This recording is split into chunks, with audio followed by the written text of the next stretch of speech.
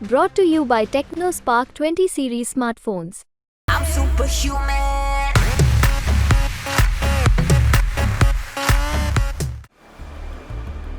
चीन सीमा से लेकर समंदर तक निगरानी और पाकिस्तान की हरकतों पर नजर रखने के लिए भारत खास तरह के ड्रोन तैयार कर रहा है। बड़ी बात यह है कि ये ड्रोन स्वदेशी हैं। इन्हें एक डिफेंस स्टार्टअप आईडीआर रिसर्च और डेवलपमेंट प्राइवेट लिमिटेड ने बनाया है।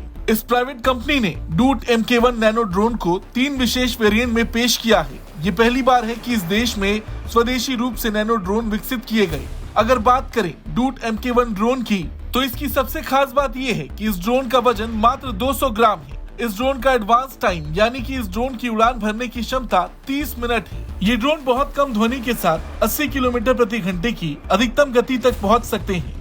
इस ड्रोन के अंदर आर्टिफिशियल इंटेलिजेंस का भी इस्तेमाल किया गया है। ये ड्रोन 80 अलग अलग टारगेट का पता लगा सकते हैं। डूट MK1 का एक वेरिएंट आउटडोर ऑपरेशन के लिए बनाया गया है, दूसरा वर्जन इंडोर ऑपरेशन के लिए।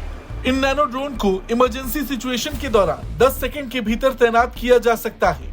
इन ड्रोन्स के कॉम्पैक्ट आकार इन्हें जटिल स्थानों में नेविगेट करने की अनुमति देते हैं, चाहे उन्हें हाथ से, छत से या चलते वाहन से लॉन्च किया जाए। वहीं इस ड्रोन का एक विस्फोटक वेरिएंट कामिकेज भी है। कामिकेज वेरिएंट का नाम पारुष है।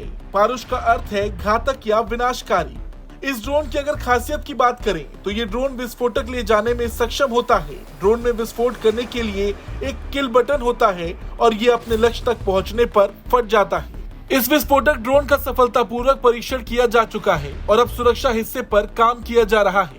कई खूबियों से लैस इस ड्रोन के प्रोग्राम पर काम चल रहा है ताकि ये दुश्मन के ठिकानों की पहचान कर सके और वहां विस्फोट कर सके।